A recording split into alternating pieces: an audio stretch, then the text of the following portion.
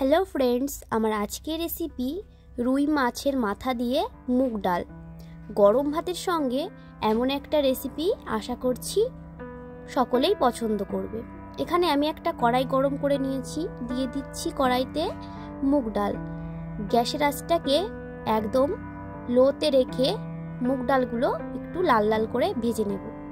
ডালটা যাতে পুড়ে না যায় অনবরত নাড়াচাড়া করে ডালটা ভেজে নামিয়ে নেব। এইবার ওই একই কড়াইতে দিয়ে দেব পরিমাণ মতন জল।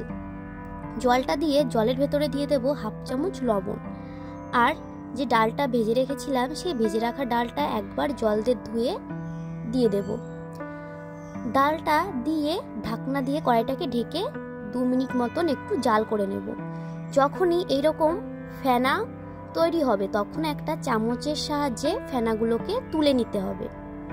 ফেনাটা তোলা হয়ে গেলে এই ডালের ভেতরে দিয়ে দেব হাফ চামচ হলুদ। হলুদটা দিয়ে একটু নাড়াচাড়া করে আবারও 15 মিনিট মতন ডালটাকে জাল করে নেব। ডালটা গলে গিয়েছে, একবার দেখিয়ে দিচ্ছি। এরকম ভাবে ডালটাকে সেদ্ধ করে নিতে হবে। এখানে আমি একটা বড় সাইজের রুই মাছের মাথা কেটে নিয়েছি, তার উপরে দিয়ে দেব হাফ চামচ লবণ, হাফ চামচ হলুদ। লবণ হলুদ দিয়ে মাছের মাথাটাকে ভালো করে মেখে নেব। কড়াইতে 1 কাপ মতন সর্ষের তেল গরম করে নিয়েছি, তার ভেতরে দিয়ে দেব লবণ হলুদ মাখানো মাছের মাথা। মাছের মাথাটার এক পাশটা ভাজা হয়ে গেলে উল্টে অন্য একটা পাশ ভাজতে দিয়ে দেব।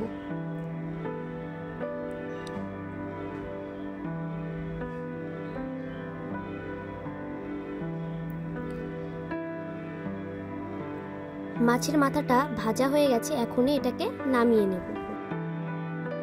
কড়াইতে তেল ছিল, ওই তেলে একটা তেজপাতা, একটা শুকনো লঙ্কা আর হাফ চামচ জিরে দিয়েছি।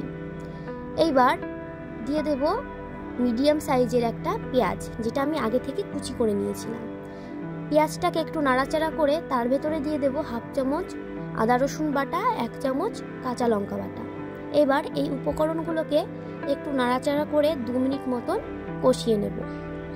এর ভেতরে দিয়ে দেব সামান্য পরিমাণে লবণ, সামান্য পরিমাণে হলুদ। অনবরত নাড়াচাড়া করে এটাকে কষাতে হবে যাতে মশলাটা পুড়ে না যায়। মশলাটা কষানো হয়ে গেলে এর ভেতরে দিয়ে দেব ভেজে রাখা মাছের মাথা। এবার মাছের মাথার সঙ্গে এই মশলাটাকে একটু নাড়াচাড়া করে নেব। নাড়াচাড়া করা হয়ে গেলে এর ভেতরে দিয়ে দেব সামান্য পরিমাণে জল। জলটা দিয়েছি কারণ ডাল সেদ্ধ করার সময় ডালের জলটা একেবারেই শুকিয়ে গিয়েছিল, তাই একটু কড়াইতে জল দিয়ে নিলাম। এবার ডালটা দিয়ে একটু নাড়াচাড়া করে নেব। নাড়াচাড়া করে রেখে দেব জাল হওয়ার জন্য। ডালটা 5 মিনিট মতন জাল করে নিয়েছি। এখন এর ওপর থেকে দিয়ে দেব হাফ চামচ ধনে গুঁড়ো, হাফ চামচ গরম মশলা গুঁড়ো। এই দুটো উপকরণ দিয়ে ডালটাকে ভালো করে নাড়াচাড়া করে নিতে হবে। ডালটা নাড়াচাড়া করে নামিয়ে নিলেই তৈরি। আজকের রেসিপি কেমন হয়েছে অবশ্যই আমাকে জানাবে। রেসিপি ভালো লাগলে একটা লাইক, কমেন্ট আর সাবস্ক্রাইব করতে ভুলবেন না।